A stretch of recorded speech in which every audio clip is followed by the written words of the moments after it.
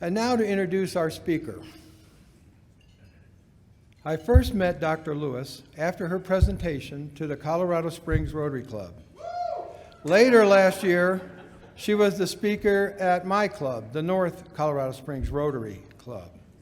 After hearing her presentations, I knew that she would be a wonderful, wonderful keynote speaker at this year's PETS.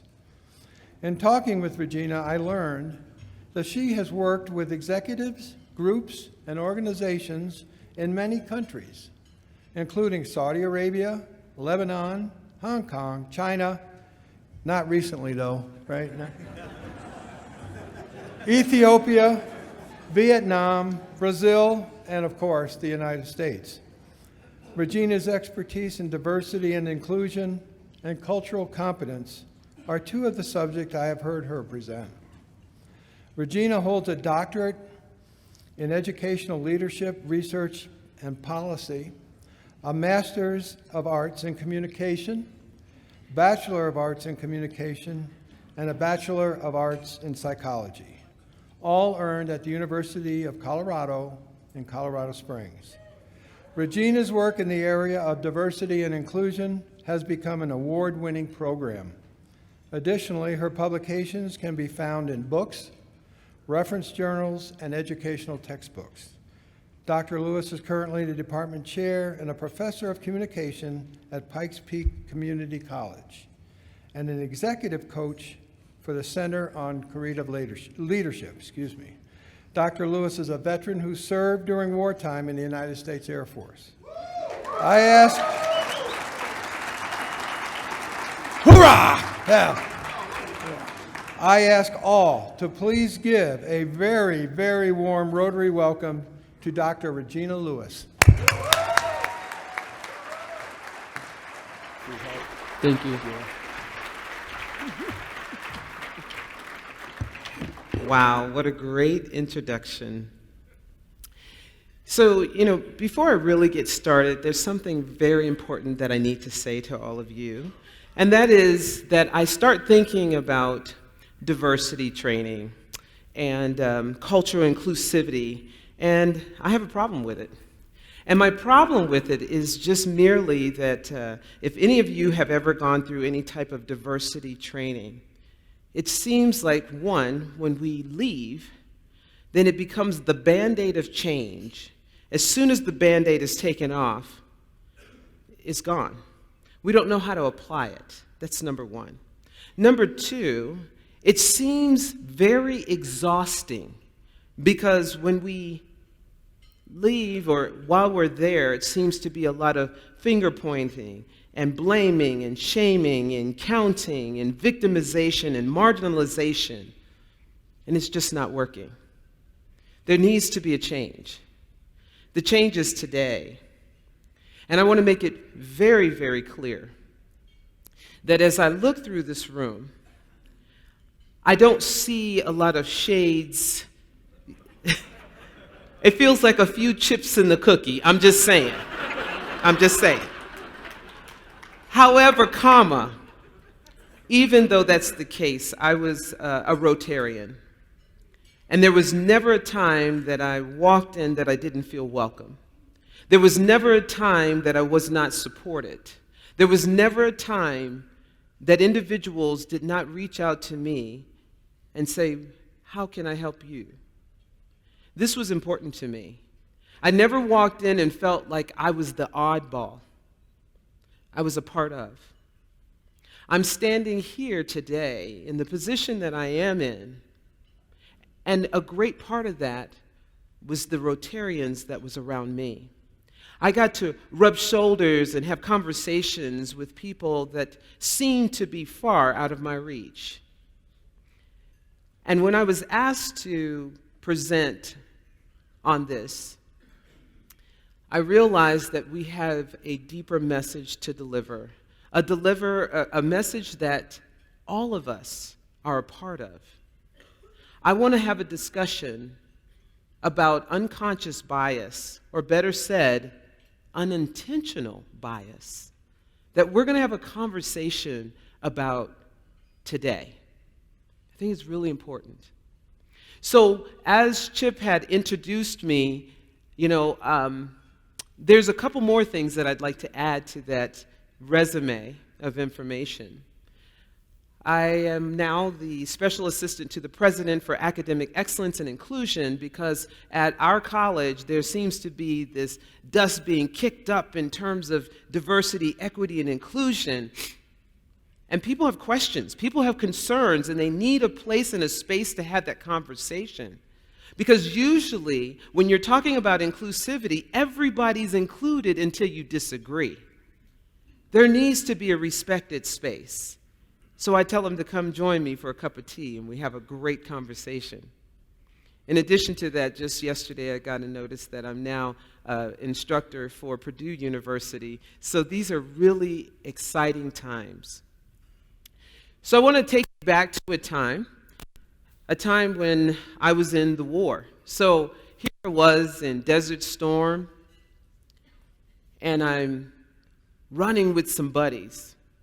We're trying to get into our bunkers, because the sirens went off, and it said, when you hear the sirens, that means that there could be chemicals in the air, and if there are, you might not be able to see them, taste them, smell them, touch them. So we're running for our life under conditions in which were unknown. And I thought that that was probably the most defining moment in my life. That is until May 28th, 2014, 9 a.m. It was at that moment that my son Charles ran up the stairs from the Air Force Academy, grabbing me, almost lifting me off of my feet, and whispering in my ear, "Mom, we did it." See, my son had just graduated top 10% of the Air Force Academy. Oh yes, it was amazing. It was absolutely amazing. And I thought I was going to lose my mind. Now, just 13 years earlier than that was probably the saddest day of my life, because that was the day that my son was named one of the youngest public speakers in our nation, as he went up to the podium too tall for him to see over. And he delivered the eulogy for his father's funeral. See, just 2 weeks prior to that, when he was 8, he ran home and he said, "Mom, I know what I want to be when I grow up." And I said, "What's that, Charles?" Now, I'm thinking in my head, please don't say a basketball player. You will never be tall enough. But I did not say that. I just smiled. "Oh, what is it, Charles?" He says, "I want to be an astronaut. I want to go to the Air Force Academy." And I was choked up because I was thinking when I was his age, all I could think about is, could I get a doll baby that had brown skin and that had real hair, instead of that, molded stuff? And I said, "Man, if you do this, you're going to leave a legacy in this family." But just 2 weeks after that, when 3 soldiers showed up at our home and let us know that his father was on a mission by then President Clinton to search for the body remains from the Vietnam War that took place in the 60s and 70s in Vietnam, that he, 9 Americans, and 11 Vietnamese soldiers all died that day when their plane crashed into the side of the mountain. When they shared that with my son, he was devastated, and it's gut-wrenching as a parent to see your child have to go through something so deep. It was painful. And when my son stood up and he said, "My father did not die of a drive-by or drugs, he died a hero." And I'm looking at my son, and I realized that in that instant, he was about to become a daunting statistic in our society. And it goes like this: young black male in a single-parent home has a higher chance of going to jail, being part of a gang, dropping out of school, than he ever does of graduating from high school, let alone go to the Air Force Academy. I could not let that happen to my baby, not this one. So I looked at him and I said, I'm going to have to do more than motivate you. I'm going to have to inspire you. See, when you motivate someone, then they react to what it is that you're saying. But when the feeling fades, when they no longer can feel it or see it, they lose motivation. But when you teach them the tools, you show them how to do it, you can inspire them, because when you inspire someone, then they now can respond. And they hold this on for life. So I said, I'm not going to leave it to you to leave a legacy. I'm going to lead the legacy, and I'm going back to school. And I'm not going to stop until I have a PhD. But I need for you to follow me to see what it is to be disciplined, dedicated, and determined. See, Dr. John Hope Franklin says that many of us have the ability to obtain several degrees, but few of us have the discipline to gain one. I says, I'm going to show you what it's like, and I'm going to make sure that I graduate and have my PhD before you graduate from high school, and then you have to promise me that you'll get into the academy. So the journey began. And I started at the very college that I've been the associate dean, I've been chair, I've been the special assistant to the president, that very school. But it was that very school that I struggled. I struggled with reading comprehension and writing sentences grammatically correct. I had to sit with 7th and 8th graders, and it made me mad because they were picking on me. I said, I'll see you on the playground. I know I was 30-something, but oh well. Mess with me, right? But I picked up my skills, and the journey began.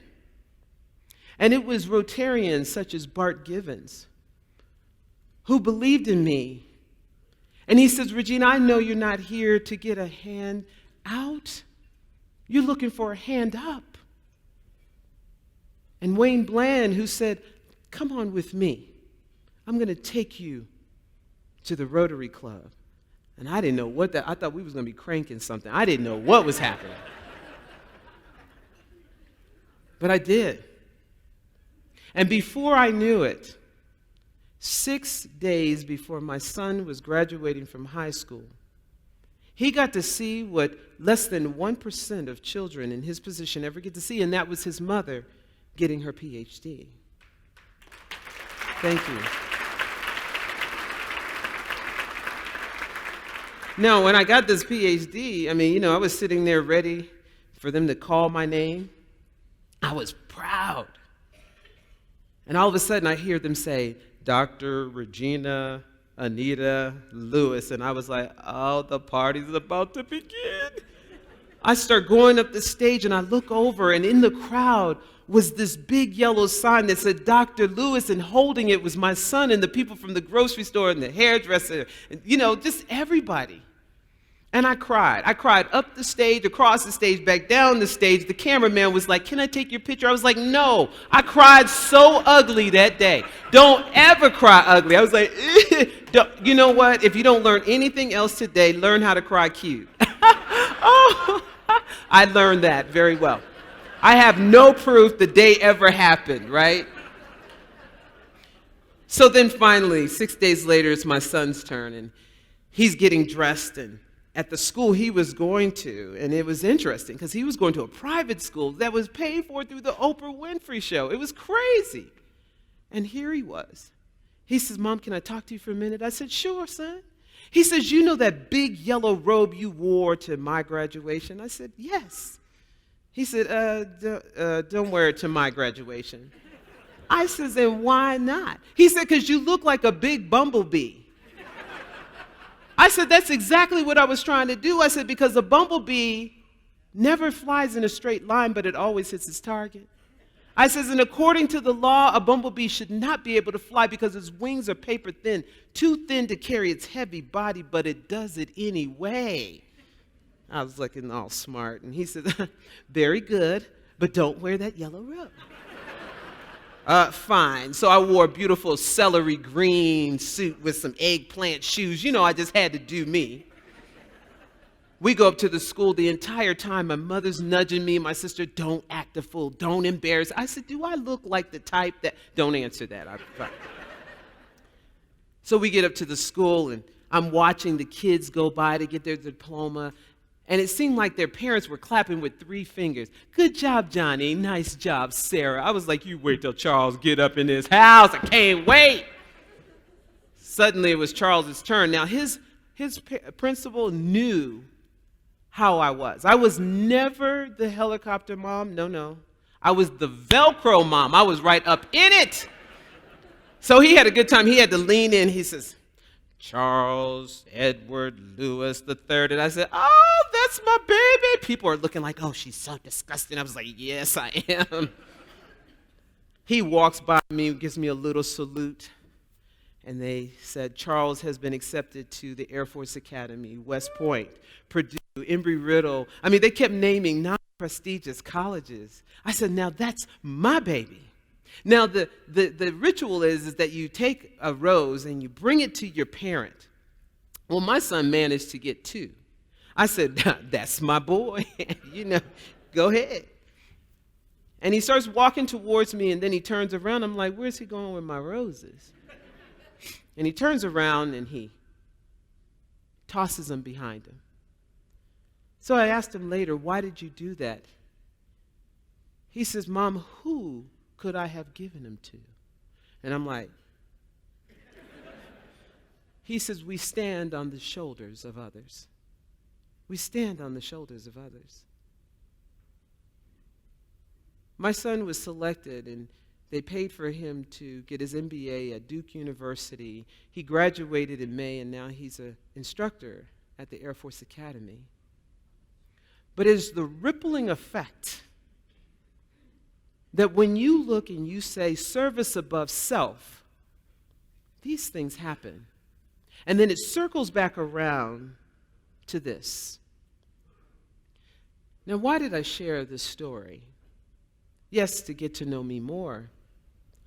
But when I come up here and, you hear my bio, there is some unconscious bias going on.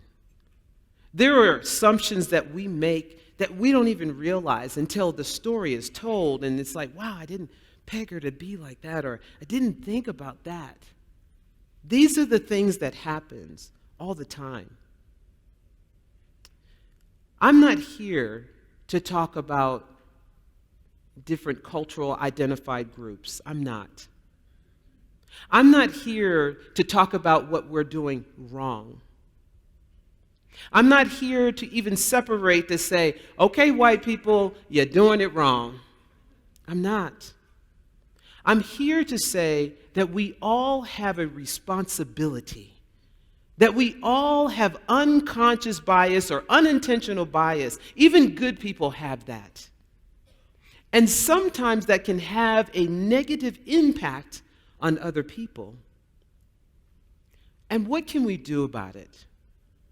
So I invite you to just spend a little bit of time with me as I share some of this information with you.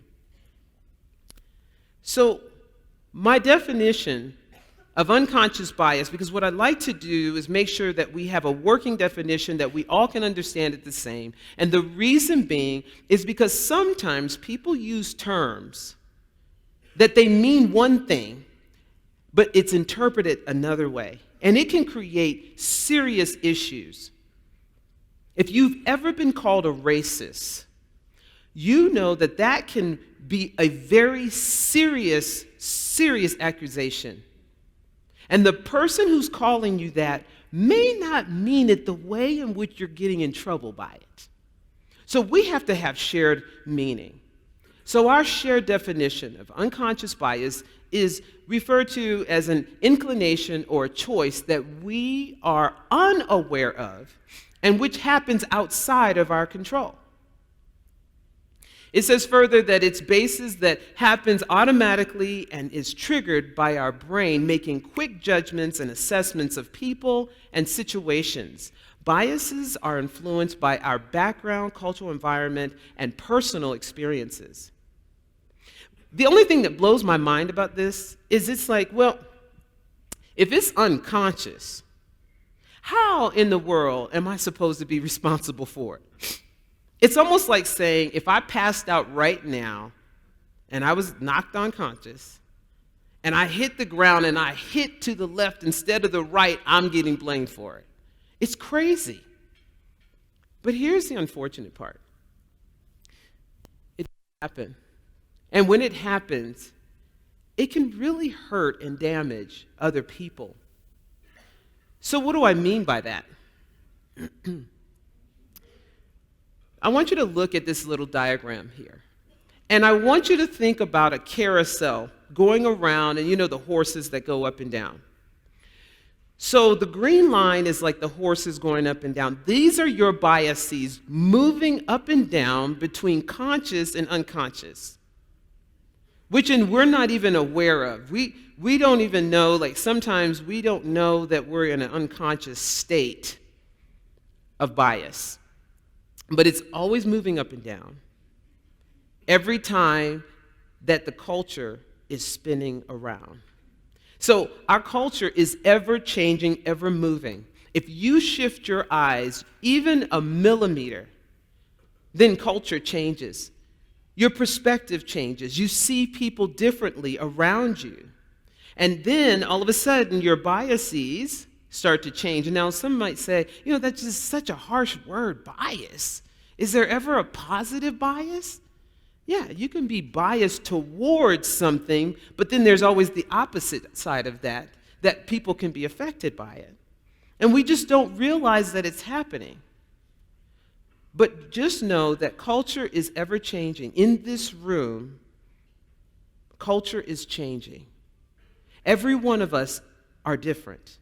Every one of us have a different experience. So I want you to take a moment. I want you to just look at this video for a minute because this kind of shows how this all works. Hi, I'm Richard, this is Sarah, and we're going to perform the amazing colour-changing card trick with this blue-backed deck of cards.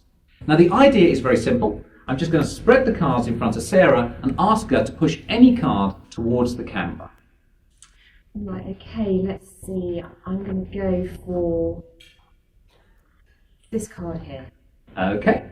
Now Sarah could have selected any card at all from the deck, but she selected the card which is now face down on the table. And what I'm going to ask her to do is show us which card she selected. Right, so the card that I chose was in fact the 3 of diamonds.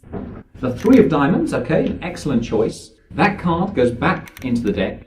Now I'm just going to spread the cards face up on the table, do a little click of the fingers, and you'll see that Sarah's card here has now got a blue back. Not particularly surprising. What's slightly more surprising is all of the other cards have got red backs. And that is the amazing colour-changing card trick.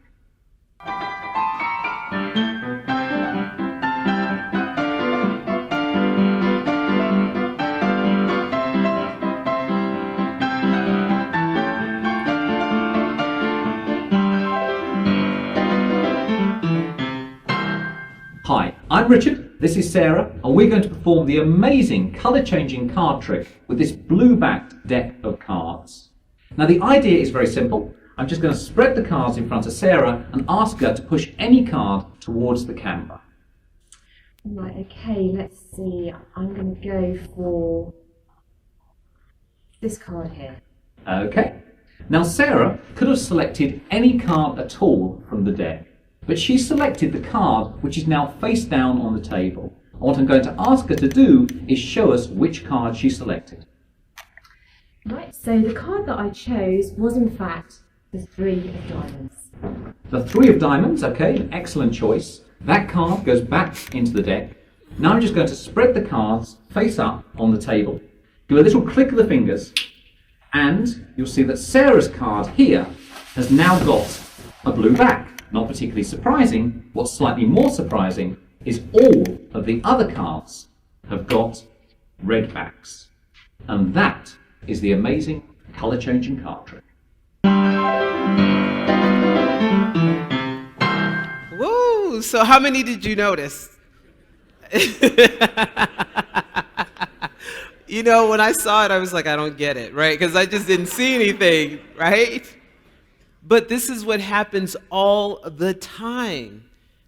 You know, just take and think about it this way. The cards that were, being played is what we're focusing on. That is our conscious bias, because that is what we're paying attention to.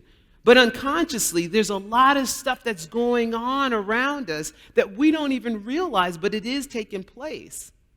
And when we act on it, we might not even know, but it could have an impact on other people. So if you look at this model again, you can see, that bias goes through a continuous cultural change.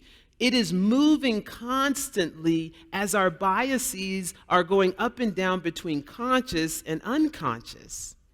So there's some, really interesting information that comes with this. So let's look at this diagram for just a moment. This sliding scale.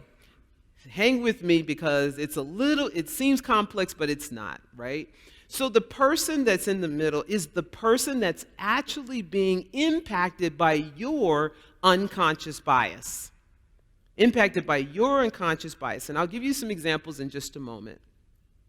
That particular person can be highly aware of your unconscious bias or not aware of it at all. And at the same time, that person can be highly impacted by your unconscious bias or not at all. So when we started looking at some of the research at the college, what we found is that students or scholars have a higher and better experience in the classroom when their actual name is being called. No matter how else you call them, if their name is being called, then they have a higher experience, a better experience. So I went into a classroom to observe, because what I do as a chair is all of my adjuncts know that they must call their students by name and know their names within the first 2 weeks. So I go in, and this is towards the end. It was about 2 weeks before the end of the semester. And I went into one of my instructor's classes, and I said, hey, how you doing? And he's fine, and he's interacting with his students, and he's like, hey, Joe, how you doing? And Mary, how you doing? And, he's interacting. And I noticed that every time that he went up to a person of color, he would say, buddy, and how are you doing? And he would give him a fist bump or, wave at him. And they all were interacting. They had such a great time. So the scholars didn't know that they were being impacted. They didn't know. And they didn't really recognize his unconscious bias. But it was there. And it was impacting them according to statistics. So later, I had to have this courageous conversation, which I didn't want to, because I adore him, and I know that was not his intention. I know it wasn't. And I had to be able to have this conversation with him, and I said, hey, and I told him what happened, and he reacted exactly like I thought. One, he was very upset because that was not his intention. Number two, he immediately said he would fix it. He immediately said that. And I appreciated it. So this is how this diagram actually works, that, you don't know all the time that you have this impact. These things take place all the time. When a person is assumed to be the president or in this position just because of maybe their gender, maybe because of the way that they present themselves. And so we make this automatic assumption, not even thinking, and it's really the person next to them. So this kind of unintentional bias happens all the time. So my question to you is, where do you believe your responsibility of the impact of unconscious bias lies for you? So here I've got this triangle. And basically, there are these levels that you could say, you know what, this is where I am or I'm not. So there's this unaware level. And at the unaware level means that, it's unsuspecting. I didn't even know I have unconscious bias. And I'm unskilled, so I don't even know how to begin to be responsible for it. The next one is tolerant. So when you're tolerant, you say, I don't necessarily agree with this unconscious, bias. And I really don't believe that I have a responsibility for its impact because it's unconscious. And it's okay for you to decide where you are with this. Except you recognize that unconscious bias is actually valid, and you're willing to receive feedback from somebody else saying, you know what, you impacted me when you did X, Y, Z. And so then you may or may not take on responsibility. The next one is intentional. You are deliberately trying to find your own unconscious bias because you do feel like there's a responsibility in it. Like you're searching. Like, for instance, over here, I'm standing here and I'm having this conversation, and I might be more consciously biased to really focus on my right side, your left side of the room, because I'm always over here, assuming that everybody is getting the same experience, because unconsciously that's what I'm thinking. But as I am thinking, I'm saying, have I been on this side too long? Maybe I need to shift over here a little bit. And as a matter of fact, when I come over here, this side of the room definitely can start to feel a difference, my energy, when I move on this side of the room. So I have to consciously think about that. So that's that intentional. The next one is amend. This is where not only do you find it, but you start to make changes. You really start to adjust how you are. And then you actually own the responsibility. Yes, it is my responsibility regardless of my intention. Being an ally is when you say, you know what, I support this.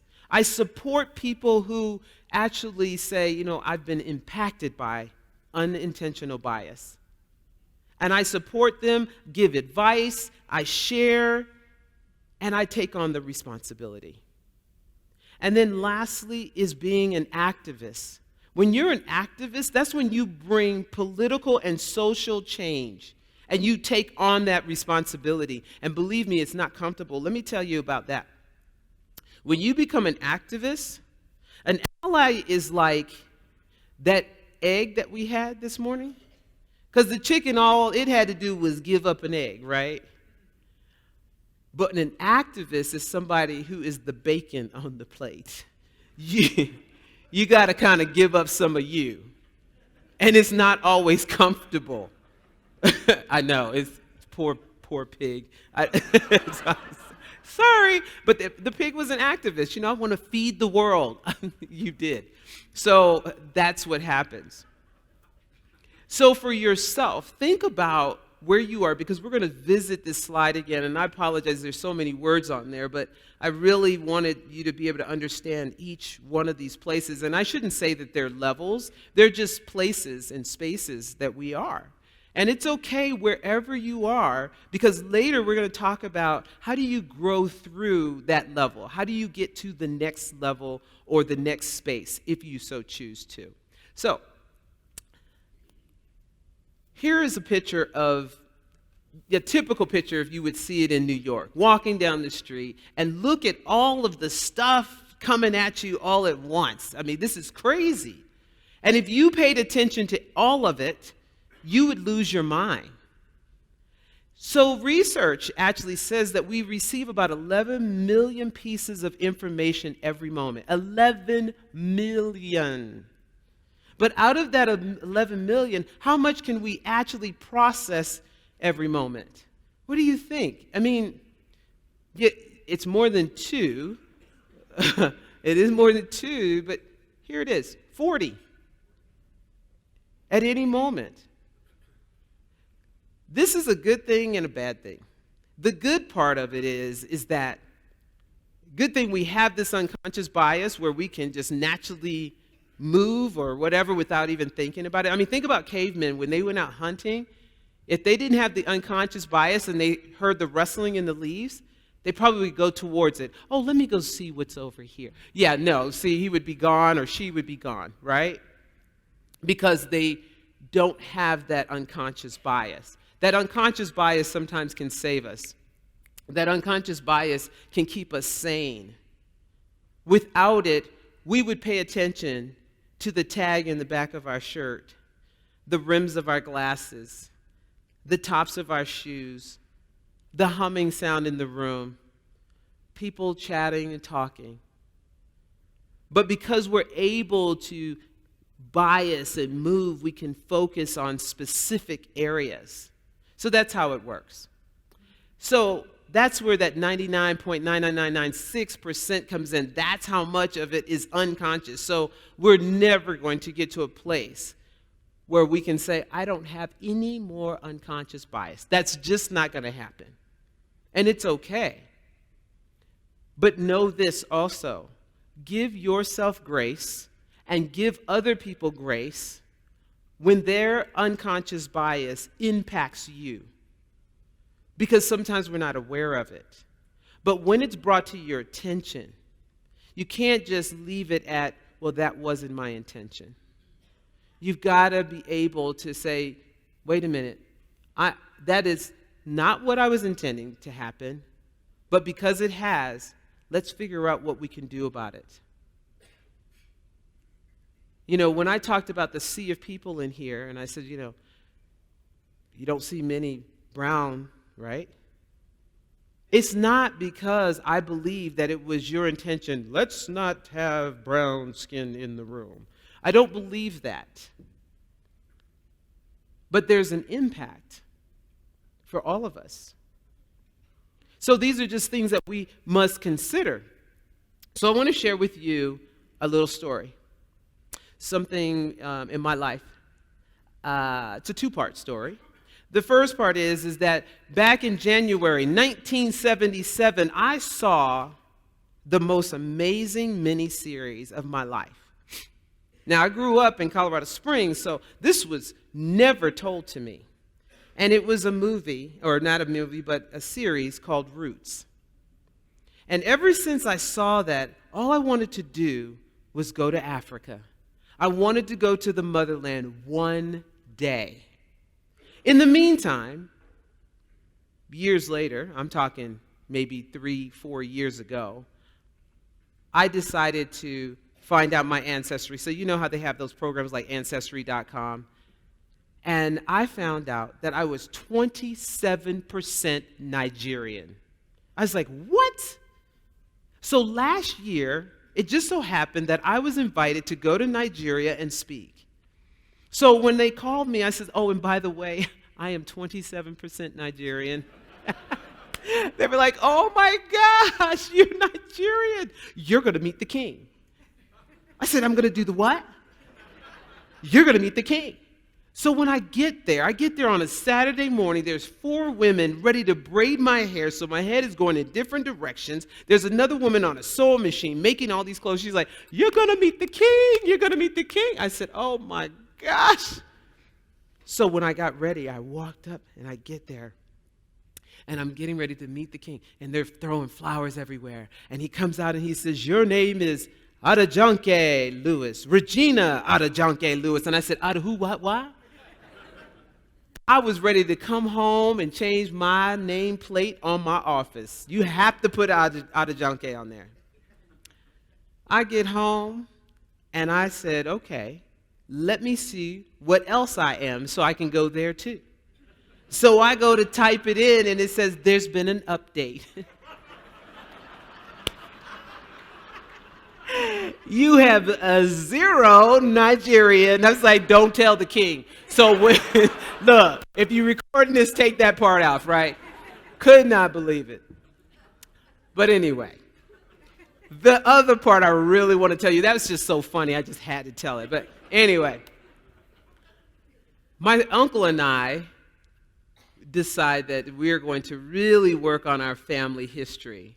And we found out that my ancestry grandmother was enslaved in America by a Mr. Dixon, a white slave owner from North Carolina.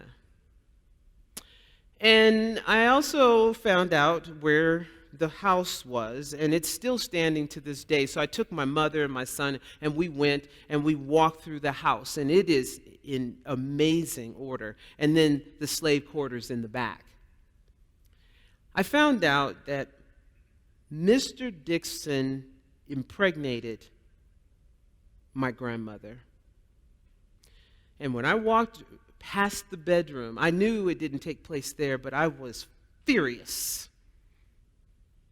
I felt like justice wasn't served, that we are still suffering today, that we are all dealing with what's called post-traumatic slave syndrome.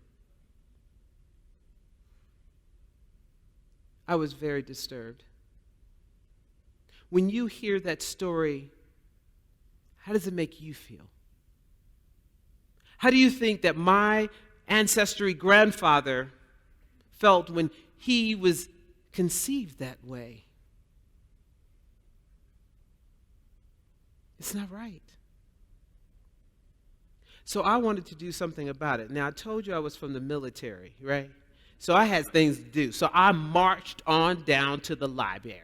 I was like, I'm going to find somebody who is living today that's connected with Mr. Dixon, because somebody's going to pay. I know, right? Like, really, what am I going to do? So as I went down and I did the research, I found out that Mr. Dixon did not rape my grandmother.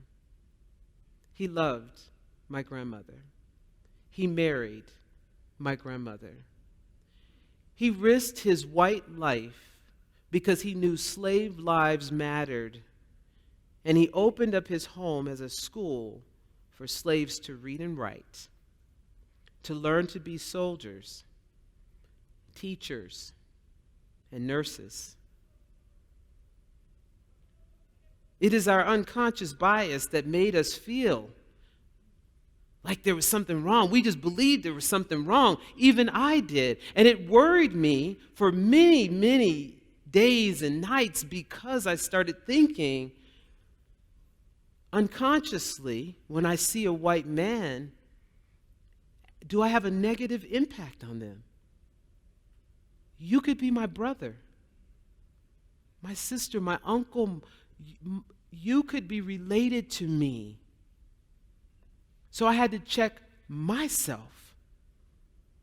We all have a responsibility. Every single one of us has a responsibility. It may not be our intention to have a negative impact on someone, but there is a difference between intention and impact. We teach that at the Center for Creative Leadership. And if a person says, you impacted me this way, or you didn't listen, or you made me feel devalued, and it's not your intention, you can tell them that, but it's very important that you realize that it still does not fix the impact. That there needs to be a deeper conversation, a courageous conversation, something that we could do that would be different. Then people would have a sense of belonging. The impact, the positive impact of having this awareness of unconscious bias means that there would be more fairness, respected spaces, learning opportunities, as well as teachable moments, because that's what we need. We all need that. So now that you have heard and kind of see how this works, and that you don't have to beat yourself up because you have unconscious bias, where do you want to be? How do you want to grow through these different levels? Where would you like to be? What would it take to get from tolerant to, say, accept, or to intentional or amend? So I want to give you a few things that you could actually do. So, if you want to grow through your unawareness, pay attention to your feelings. What do I mean by that? When something doesn't feel right, you say, I don't feel comfortable sitting next to this person. Ask yourself why. When something feels comfortable or spot on, ask yourself what could be missing, Every year we used to have, parties for work. This was years ago, another job. And we would have parties, and it would always be a Western barbecue.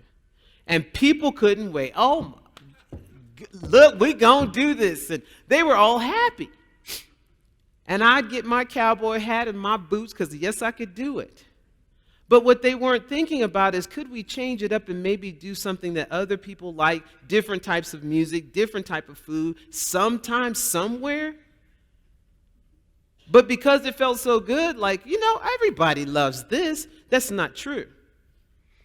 I was on the elevator this morning with all that was going on, and believe me, I did not look like this. I'm just letting you know. Woo! I was like, they were like, "Are you Dr. Lewis?" I said, "No, she's upstairs." She, eyelash was sitting this way. I mean, it was bad. But I got in the elevator, and I saw this woman get on, and she goes, "So everybody's going to the 7th floor?" It was her she wasn't even thinking. No, we all got different floors. But it was where she was going, so she figured everybody else was going there. I was like, "No, I'm going to the 8th floor," I was glad I wasn't on the 12th because I would have had lots of stairs to climb, and I got a Peloton at home. I can do that later. Yeah. So anyway, you do that. Learn what unconscious bias is, like we're doing today. Now, if you want to move through tolerant, then understand that unconscious bias is actually normal, and be open to the idea that we all of us have bias.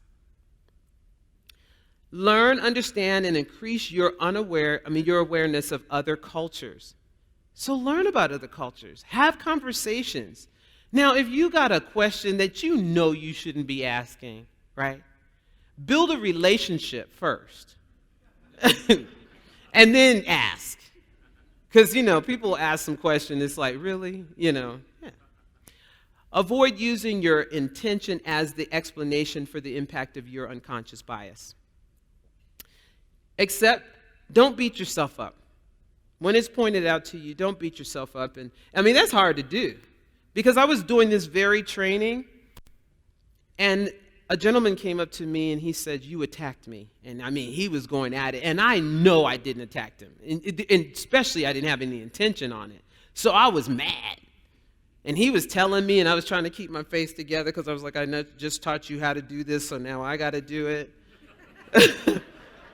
Gee, me Christmas.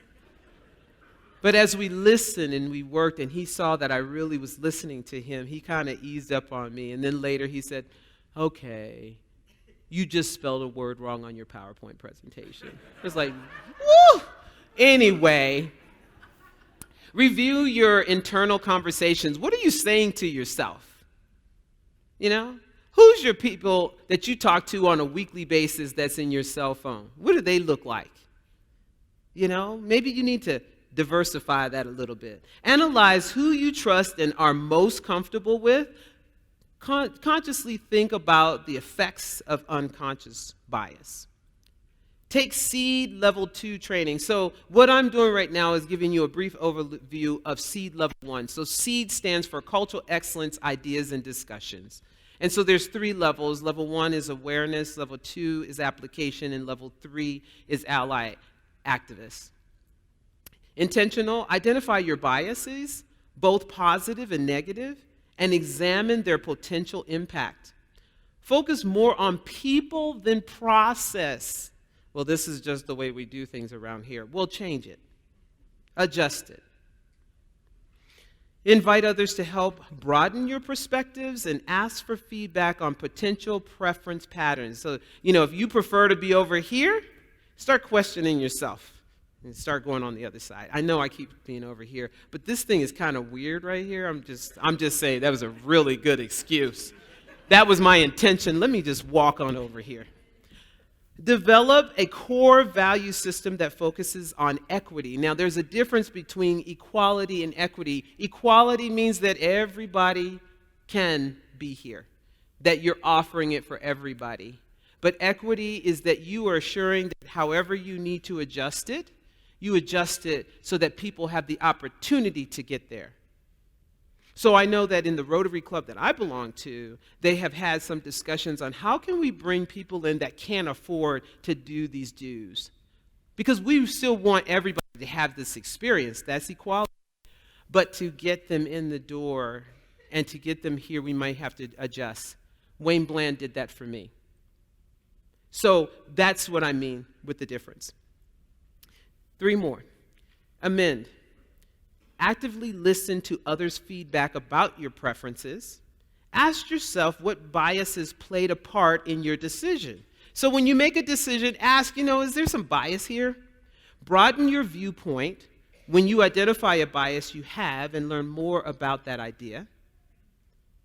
Counter stereotypes, seek different perspectives, and take the intercultural development inventory, which is an inventory that there are people around the world that does, including myself, that ask you several questions to see if you're more monocultural, you focus on your culture mostly, or multicultural, where you're starting to look at others, or intercultural. And it really tells you where you believe you are and where you should be, and then it tells you how to go through it.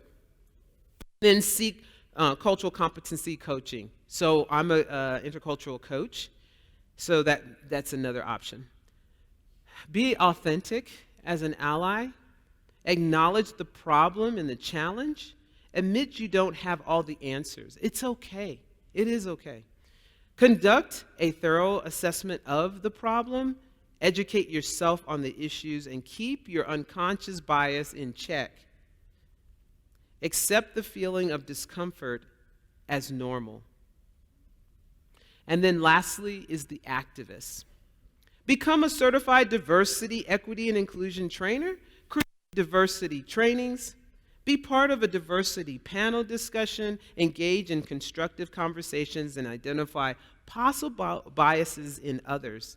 And speak up and speak out. Then you can also take Seed Level 3. Those are those little plugs. It was just a great place to put this stuff. So why is it so difficult to recognize our own unconscious bias? It's our environment, our experiences, our expectations, our own conscious biases. It's difficult. But what can we do about it? How can we actually find it? Well, we got to think about where we got stuck. We've got to get creative and think of other ways. Right now you see a paintbrush. And if I asked you to write a list of different things you could use this paintbrush for besides painting, what could you think of? And people would go through their minds and they would have, anywhere from 2 to about 6. And then if I say, now talk to your neighbor, ask them their ideas, you could probably come up with 20, 25, and it's amazing. Beer bottle opener, meat tenderizer, floss. Hey, we could come up with some other things, but that's what we do. So I want to get towards the end of this presentation in terms of, when you have seen or have been impacted by unconscious bias, how to have a courageous conversation.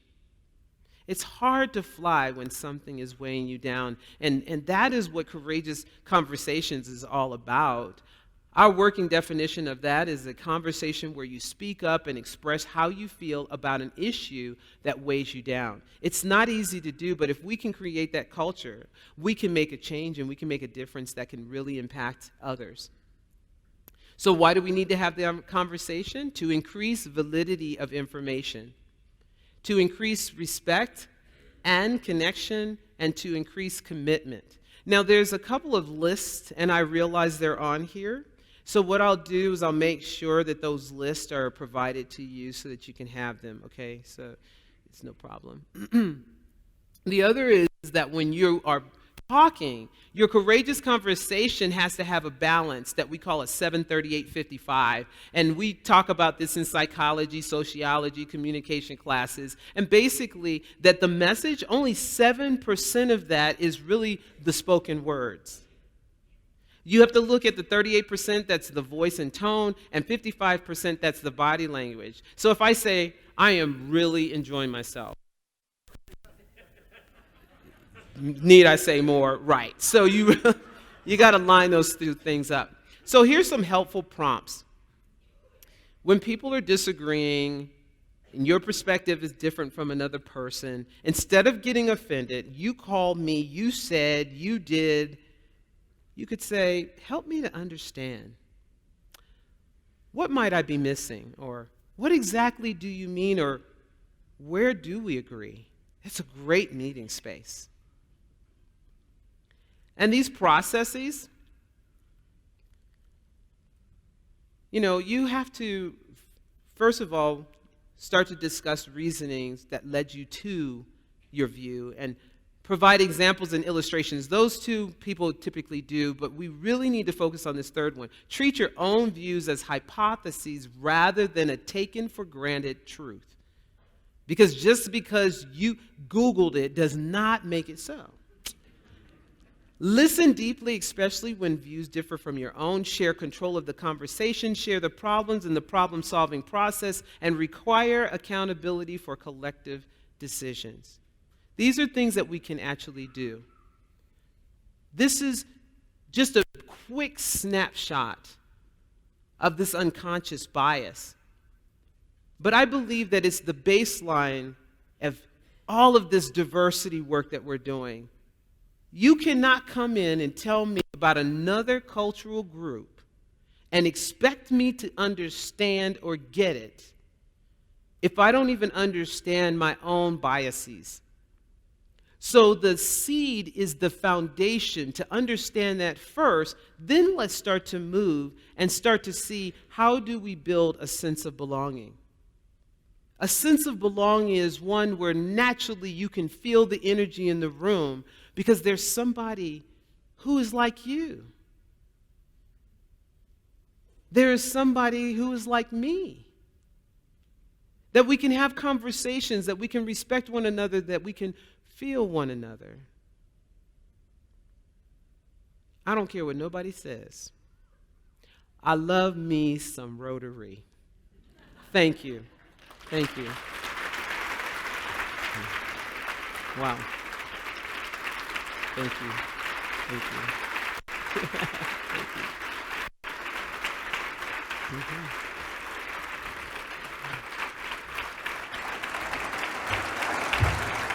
Dr. Lewis.